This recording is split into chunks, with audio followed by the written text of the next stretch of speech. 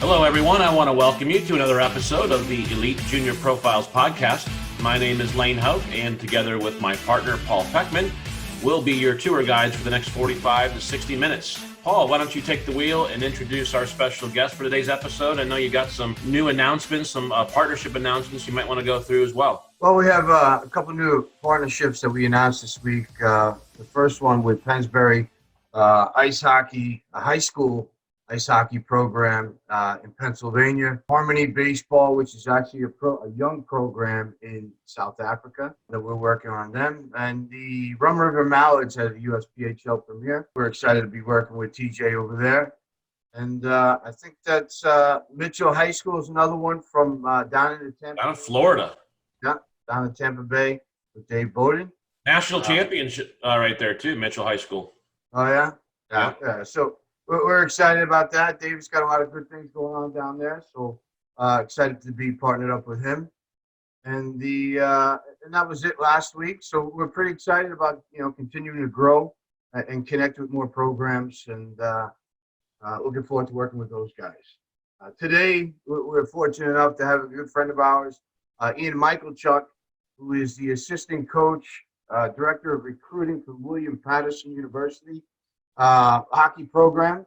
And we're excited to hear about his path and how he got to where he is at right now and the status of that program. And welcome aboard, Ian. How you doing today, buddy? Doing well. How's it going, Paul? How's it going, Lane? Doing good. Good to see Ian and talk to you. Nice through Zoom to get to see and talk to each other. I know. Usually Paul and I would be down in Richmond right now helping out at the camp, so it's nice to connect. That was like a year ago, right about now, huh?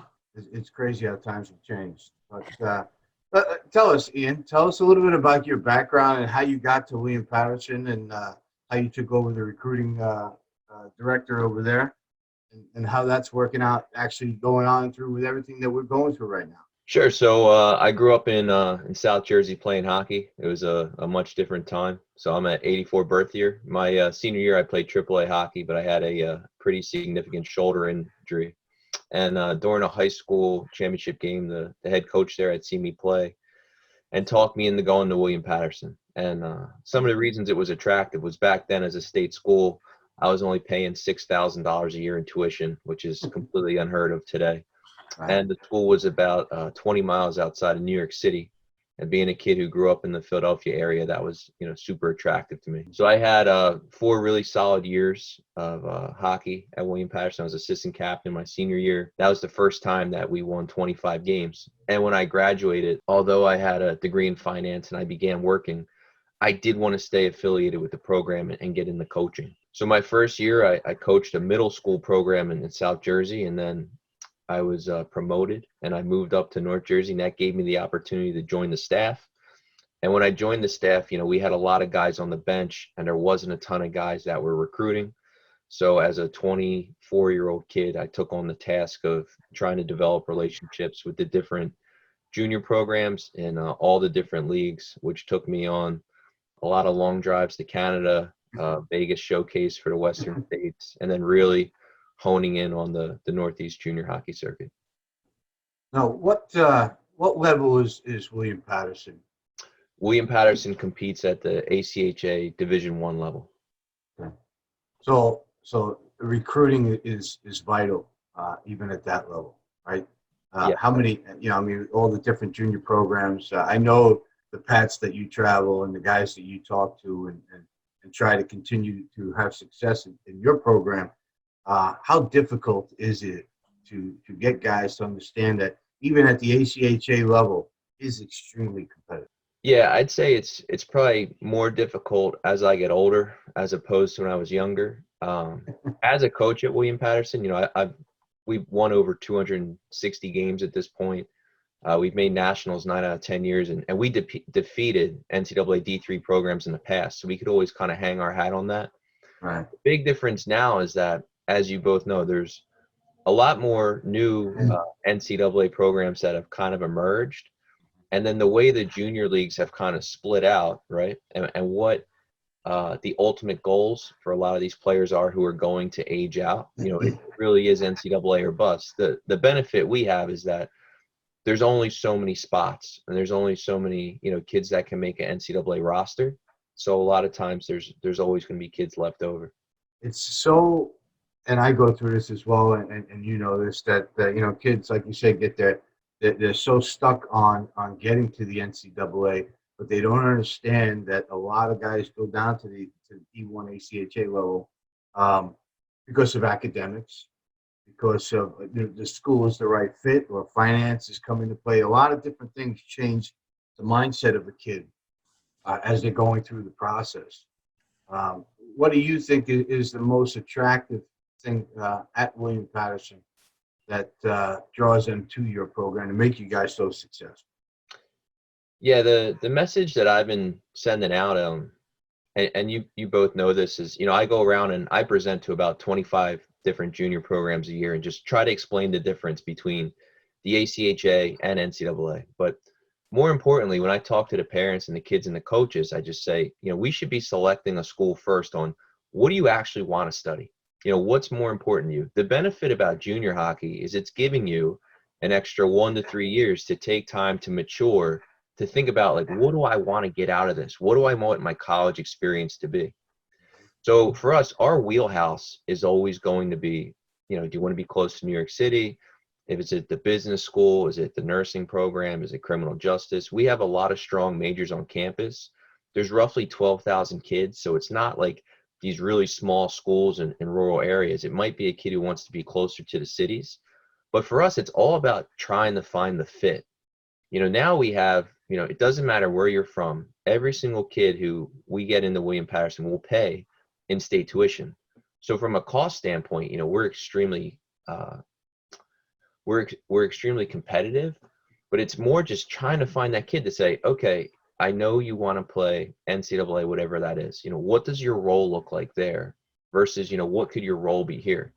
Because, Paul, this, that I'm friends with NCAA coaches too, and they go through the same thing where the kids in the NA, they want to play in the USHL, right? And the kids that are in Tier 3, they all want to play Tier 2. So when it gets to D3, you have a ton of kids from the NA who just say, hey, if it's not D1, I don't want to do it. And we kind of see the same thing. So all the coaches are having the same challenges until you actually get to the NHL. Every single kid wants to play at the highest level, but it's really trying to give them the insight as to, like, what would be the best fit, because that could be two totally separate things. Well, it's usually about kids being realistic. Everybody thinks that they should be at the next level. Where are they really at, right? And sometimes that's tough to hear. So when you can break it down like that and give them the facts and give them the options, it just makes it that much more attractive. So you're talking to a lot of junior programs then, more so than high school? Yeah, we definitely take a few kids from the high school ranks as well, but our bread and butter has always been, the junior programs. And for me, you have to think about what made it easier back in the day, Paul. You probably remember this, is that when you had the Met, you would have kids who would stay in the Met. Now, they could have played in the AJ or the EHL or whatever these leagues are, but they wanted to play in the Met. And the reason they wanted to play in the Met is because they wanted to produce. They wanted to play in a top 6 role. They wanted to be on power play, penalty kill. They wanted to be in all the situations. At that point, it was less about development and more about experience. And we used to take a ton of those kids. And those kids were extremely successful here. They put up a ton of points. And it was a really easy transition because, aside from having our own locker room and being in the same rink as the Hitmen, we run it like a junior program. So the transition there is much easier. Now, when the Met went away and you have the EHL, right, and everything else, these kids that are in the bottom 7 through 13 forwards in the EHL, a lot of those kids might have been in your top 6 in the Met, and those are the kids we would target. But now, because they're in the EHL, the mindset can be completely different. What we're finding is kids the same way. It's, do you want to have a role right away? Do you want to play? We try to develop, really early on, and our selling point has always been playing time. Well, one of the things that stood out to me, Ian, when we met in Richmond last year and we were talking, was you were talking about ROI, and I mean, I was really impressed with how much research you had done and just what a student of the game and the recruiting process you've been. Why don't you talk a little bit about ROI, because I think it's even more relevant today with post COVID-19, and we're going to see some program shut down, and parents are looking at what, and players are looking at where do we go, what do we do, looking at the associated costs. Why don't you give us some insight into how you think about this and how you advise players that you're recruiting into the college hockey ranks. Sure. And I do this, as you guys remember, I do this during the presentations, but essentially, I was very lucky growing up that I had a sister who went to Cornell. So I understand the value of higher education, and I understand, what the costs are. And I was lucky enough that when I was younger, my parents sat me down and we took all the colleges I got into, and we talked about how much it would cost to go there, right? And that's why, William Paterson was extremely attractive to me, because I'm somebody that I paid my college loans out extremely fast, right? And I understand the value in that. So if you have a kid and they essentially want to study business, right, and they can get into Babson or one of those schools, Tufts, by all means, they should go. Like, hockey aside, if you can afford it, that is a school that it will take you places for sure. But as we all know, there's other schools that do not have that same academic standard. So what I always tell the kids is that you have to check the accreditations. So for business, it's AACSB. They have an actual website where you can go, you can type in the college name, and it'll show if it's an accredited school. The company I work for now, we pull resumes looking for that accreditation. So I understand the value of it. What I tell parents is, do your research on the schools. So if I want to be an engineer, there's really only 3 or 4 schools in NCAA D3 that offer engineering. So you need to know what they are, and you need to get in pretty soon with that coach to say, okay, this is how far out I think my kid's going to go. Is this a viable option? How far out? I would contact the coaches as soon as you start playing in juniors, right? I would tell your coach, your junior coach, these are my goals. I want to be a structural, civil, whatever it is, engineer. These are the schools that offer engineering, right? It's Wentworth, it's Milwaukee School of Engineering. There's only a few, Trine. You need to get in touch with those coaches pretty early on. This is what I want to do. If that doesn't look like it, then you need to say, how bad do I want to be an engineer? Hopefully that's your main goal. And you can start researching other schools, maybe in the ACHA, that offer engineering, right? But what happens to some kids is they never really do the research. So when it comes to their age out year, they're like, hey, I want to be an engineer. They're talking to coaches, and coaches like, hey, we don't offer engineering. And now this kid needs to start thinking, okay, what do I want my major to be? Well, if you gave that kid 2 years earlier when he started his junior career to kind of really think, what do I want to do long term? Those should be the questions. I tell the coaches and I tell the players and the parents, identify the school first. Junior hockey is giving you the time to figure out what you want to do. Then narrow it down. Okay, here are the accredited schools of business that are NCAA D3. Where do I want to play? Is it a geography? Is it like whatever those conditions are? That's what you really want to think about. So your ROI, I mean, for the price of going to William Paterson, which is going to be around $13,000 a year in state, I mean, that's for 4 years at an accredited school, which is a top 5% business school. You could pay that 1 year at some of these small private institutions in the middle of nowhere in some random state. So we talk to the kids. I'm like, what is the ultimate goal? Mm-hmm. If it's just D3 hockey, I get it, but let's try to identify, the best business programs to get the best bang for your buck. You know what? Hockey has that benefit of juniors, right? Those gap years. Every other sport that we deal with and we talk about, they don't, right? So now you're talking about a freshman or a sophomore in high school has to really start thinking about, whereas hockey, it's an 18-year-old kid that starts thinking about, okay, I got 2 or 3 more years of juniors, so let me start working on that process. Well, this freshman is like 15, right? So how did they even start thinking about all that, right? That's how difficult the sports is and how to figure this out. And now, obviously, we're talking about hockey here, and we all know juniors is those gap years that help you developmentally and physically mature to be ready to go to the next step. How do high school players? That's difficult. Yeah, and you'll see too in the current situation we live in with COVID, there's going to be a lot of kids that are going to take a gap year.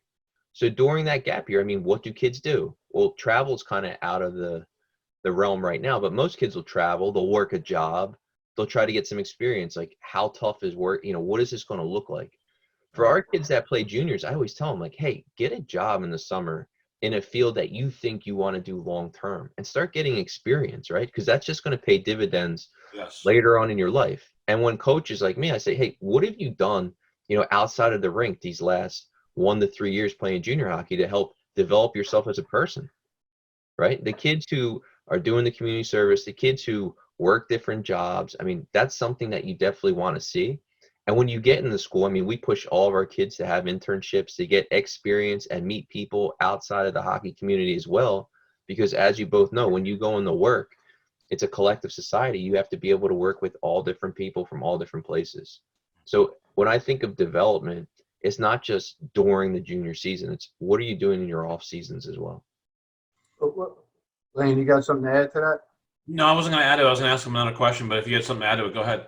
No, I was gonna roll that right into, okay, well, what are you looking for, and what are you looking for in players besides the stats and the videos?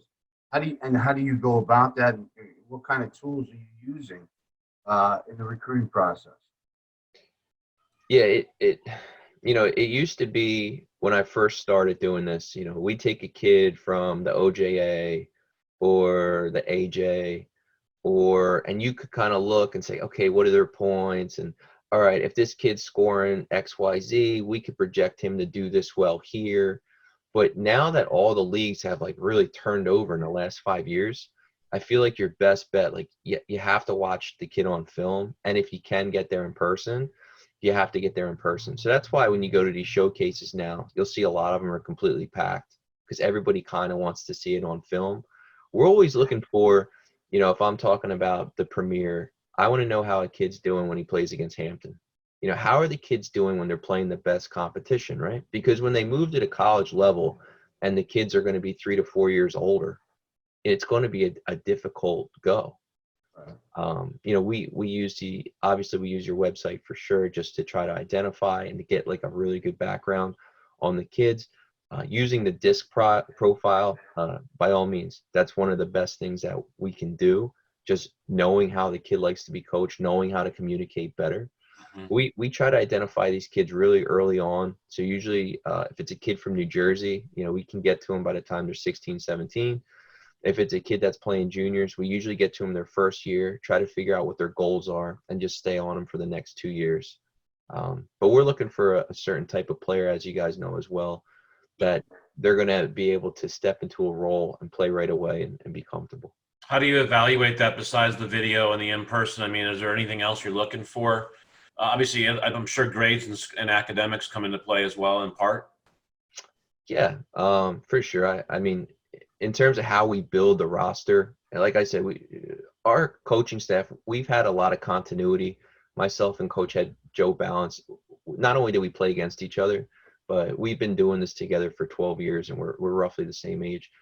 I figured out pretty early on, you can't make a cake out of just frosting. So, you really need solid role players. You need guys that are going to be completely bought in.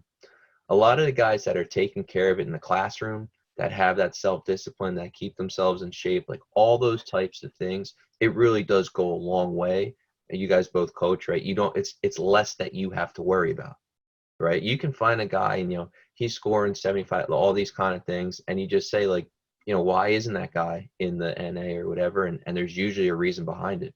Mm-hmm. So we've come across situations before as well where we had a really highly touted player that it just didn't work out because they were not willing to do the things that you need to do to be successful. But a lot of it, Lane, is, we're also connecting with the coaches. I mean, I call coaches all the time. I'm pretty close with a lot of D3 coaches as well, as to say, hey, is this a guy that you want? Or is this a guy that's more like an ACHA level guy? And we kind of throw players the same way. And then asking the junior coaches like, hey, what do I need to know about this kid? Because they don't want to ruin their reputation as well. So they'll tell you the truth. Like, this is what you're going to get. When you go on our site and you look at the profiles that we have available, do you find that the disc really gives you good insight on the type of player they are away from the rink? Does that help as much as we feel it does? Sure. And Paul, I mentioned this to you before that in my current career, we use disc profiles as well. So it's something I'm extremely familiar with. And the biggest benefit is the communication piece. Myself, I guess I'm technically a millennial, but the way that we communicate today is entirely different. And understanding how a kid needs to be coached and how you need to communicate, there's extreme value to that. So being able to go in there, look at it and say, is this the kind of kid that would fit in what we're trying to do? So we were talking just before we went on the air and recording about just how different things have, how different things are today versus what they were even a year ago when we were talking last time. Why don't you just share with us some of the things that that have changed from the inside with the inside track that you have, Coach? Yeah, like I said, when I started, I feel like it was a lot easier to sort out in terms of what I just said. I could say, okay, if we take a kid from the EJ, which was the Eastern Junior League, one of our leading scorers of all time, kid who scored 289 points, came from that league. And we knew that, okay, you get a kid from this league, we're set, right? The way it works now and the way all the junior systems have broken out, and you guys both notice, like there is a ton of teams. So that's why in the past you might say, okay, I know that if I take a kid from here, no, now you really do have to have the eye test. Because there's so many teams, I don't want to use the term watered down, but it's just a lot more. You have to really do your research to be able to evaluate. Where in the past, I get a call, okay, this kid, where's he play? Who's he playing for, right? What's the program? And the big thing now is that, you'd have a kid, let's say in the past, a kid, he'd go to the Apple Corps and he'd be there 3 years and we pick him up. And I know exactly what kind of player you get. Mm-hmm. Now the kids go from junior team to junior team to junior team. And it's not so much the kids. The programs are set up structurally this way too, where there are some returning players, but as you both know, the rosters are constantly turning over. So before I'd be able to see a kid, okay, this kid's been here for 3 years. I've watched him. I know what this system is. There's a lot of continuity with the coach. But even in the junior system, I mean, there's a lot of turnovers with the coaches as well. And it's so what does that tell you? That tells me that if there's any kind of adversity or one thing or another, and believe me, I get this, all different kinds of situations, and I have no problem. Make sure you're finding the right fit and working with the right coaches gets you to where you want to go. But at the same time, too, if there's an issue that your coach, feels that this player should be doing something, pushing him a little bit more, and the kid just doesn't want to do it, then he just doesn't want to face that adversity, doesn't want to go through it here. So he just keeps bouncing around, and he played on 4 different teams in 4 years of juniors. That's a red flag. Yeah, why? and Paul, we used to avoid that. I mean, the whole thing, like you remember this back in the day, people would say, hey, this kid's a suitcase. If he doesn't like your school, he's going to transfer right away. Right. Now, I mean, even what I see at the NCAA D3 level, you have kids that go to 3 separate schools for their college experience, right? So for me, I always tell people, like, the junior hockey is more about development and the college hockey is more about experience. And the leagues that I'm recruiting, there's not going to be a ton of NCAA D1 players. So most of these kids are going to be ACHA to NCAA D3. And then, as you both know, there's a spectrum on D3 as to the highest end versus, some of the lower teams. You have kids that it's almost like it's juniors for them. Like they'll just transfer from school to school to school. And in my mind, I'm just thinking, like, how much in student loans are you racking up by doing that, right? So I always tell the coach, just like I tell the kid, like, let's make a decision and, like, let's commit to it, right? Let's make sure that and you both heard me say this, I said, if hockey ends, are you comfortable in the school? Is there enough to do? Are you being challenged? Do they have a program you love? Like, all those kind of things. It's just so important because if you're taking a school just based on hockey, God forbid you have an injury or, we've seen hockey programs fold and all these kind of things. What does that do to the kid? It just puts them in a really bad situation.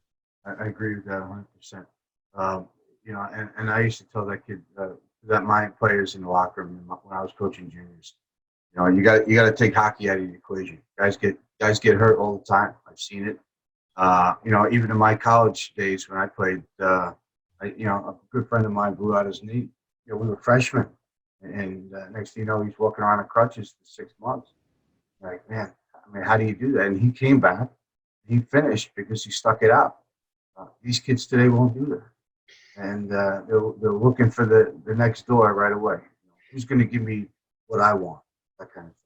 Yeah, and even the kids who are playing Tier 3 hockey that everybody thinks they want to play Tier 2 in the NA, I tell a lot of them, like, hey, you should be really happy right now. You're playing hockey. You're playing every situation. You're having success. You should really embrace that coach and just be appreciative that you even have this experience. The hardest thing for me to watch is kids who I know would be great at the ACHA D1 level. Great players. We'll take care of them. They'd score here. They'd have a ton of fun, all those kind of things. And they want to chase it and go to some, super out of nowhere, small D3 school, and they don't play. And then they quit. And then they churn out. And I'm like, man, that kid probably could have helped us, get to nationals. So a lot more fun and less debt. Right. More fun. And that's still, like, when I tell people, I'm like, I had a really solid college experience. I still enjoy hockey to this day. I never really burned out on it because hockey can be fun. I mean, it doesn't have to be like a job. Well, right? That's the thing is when you're going to college, especially at our level, right, at the ACHA level or NC Division III, 99% of the people are not going to play any sort of pro. Right? So enjoy the years. There's 4 more years you get to play good quality hockey, the sport that you love, that you grew up playing, and enjoy the atmosphere. That's what college hockey is supposed to be, to give you. Now, I find it still bothers me to this day. I mean, you hear so many stories like that where the guys go out to the Midwest or all the way to the West and just get lost in the shuffle and you never hear from them. That's sad to me. Yeah, the big one for me, Paul, is that, we take a lot of NCAA D3 transfers. We've kind of made that our brand the past few years. Like we take a lot of kids who go D3. And we took a kid who went to a top 15 D3 school, and he put up, I think, 19 points his first year. And I was very surprised to talk to this kid. And I was like, why are you leaving? And he said, Ian, every day I got to wake up at 6 a.m. and run a sub 7-minute mile. And he's like, I just can't do it anymore. Like, I'm not wired that way. And why was that? Because that was just one of the requirements of the team and the coach? For freshmen, yeah. For freshmen, like, they want them to run, like, but so some kids, by all means, man, that doesn't bother them at all, right? And even me, when I was playing, that wouldn't necessarily bother me that much. But there's other kids where that will be a huge adjustment. So when you're doing these campus visits and you're talking to players that are currently on the team, and maybe if you're not a guy that loves the gym and loves that stuff, high-end D3 hockey, those top 15 schools, it's a different level of hockey.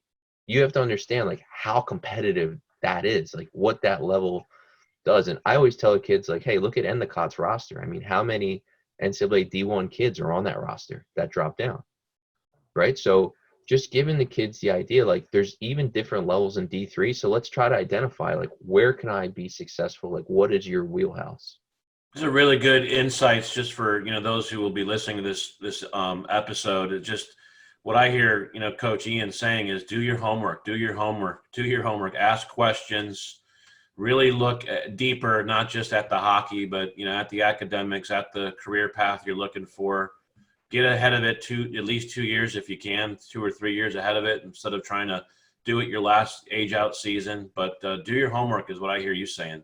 Sure. Well, what do we always talk about, right? You got to be proactive, right? So, yeah, 2 years ahead. Talk to the players, talk to the coaches, talk to everybody involved because, the little things like that Ian just talked about, I had to go through when, here during the summer, we were given a workout sheet. Okay, this is your height and weight. This is what you need to bench, right? And you need to run a sub 7 mile.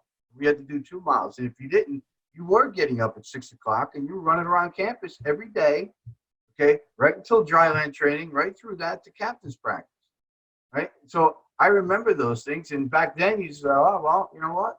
Better not go out too late the night before. We should get up pretty early.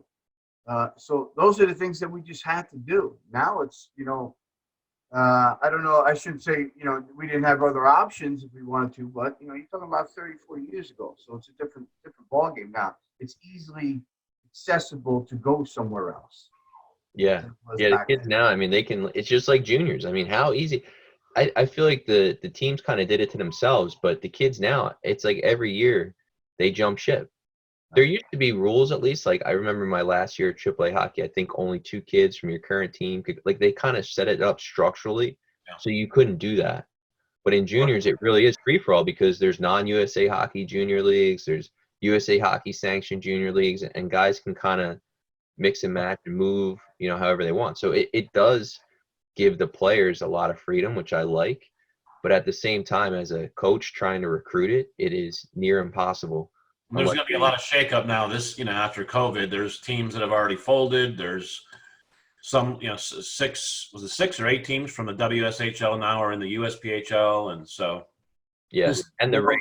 I mean, you got to remember the rinks and the credit lines and how that's all going to work too, just from a fiscal standpoint. Do you go out west to recruit at all? I have, yeah. I've gone to that Vegas showcase. I mean, when I was a younger man, I wanted to really understand, all these leagues. And the only way I would say for aspiring coaches, the only way to understand it is, I got in a car and drove myself to Ontario and recruited to OJA, right? Like, you have to do that. That's the only way you're really going to get, because the other piece of it, at least back then, was you had the EJ, which was an extremely offensive league, which is now the NCDC, right? People would probably say the same thing. Like, there's a ton of offense. And then you'd watch, the NA and stuff like this, and it's more full game, right? It's more like I guess you'd say NHL style game. It's entirely different. So back then, we'd watch the OJA, and then you had the Central Canadian Juniors, and then you had all these junior leagues in Canada, which we loved. We had a former captain was from Thunder Bay, Ontario, great player for us. So we were pretty deep into those leagues as well. Superior International Junior League, loved it. And we would take kids from there, and you knew that when you got a kid from that league, like, this is what you could expect. And now it's more the program. When I get a kid from this program, I know what to expect. It's not necessarily the whole league. So it's probably better. I mean, the coaches have to do a lot more homework. But yeah, I did. Sorry, long-winded answer there. But yeah, I used to go out west, and I went pretty much anywhere where I thought we had an opportunity to get players. That's the life of a recruiter. What are the top 2 or 3 leagues that you recruit from now? For us, just given our level, the ACHA D1 level, and what our wheelhouse is, where we're located, we pretty much stick to the Premier and the EHL. USPHL Premier and the EHL? Yeah. Just given where we're located, the type of players we're getting. I'll go to Western States. I'll go to Canada. It's just a lot of, as you know, the Canadian dollar and everything has changed quite a bit in the past 5 years. So that had limited us there. But 10 years ago, that was a hot spot for us. And as you both know, it's constantly changing. So every single year it can be different. But, last year I drove down to Florida and met with a couple of the coaches down there. I mean, you went to the Florida showcase? I actually went, and we took a goalie. Know Frank Scarpacci pretty well. We took one of his goals 2 years ago. So I actually traveled down there and saw him in person. If it's worth it, by all means. I like making the trip, and I like to learn more about the programs and just get some insight as to how these guys are running it. And I tell the players too, like, as a finance major and, guy, I have my MBA in business, I like to try to understand just what their costs are. I mean, you live in Florida, so what does your travel budget look like, right? Like, how are you managing these kind of things? I'm always trying to pick the brain, and hopefully they share that insight with the kids, so the kids really do appreciate how much time and sacrifice these coaches are putting in to make these teams work and to get these kids to the colleges that they should go to.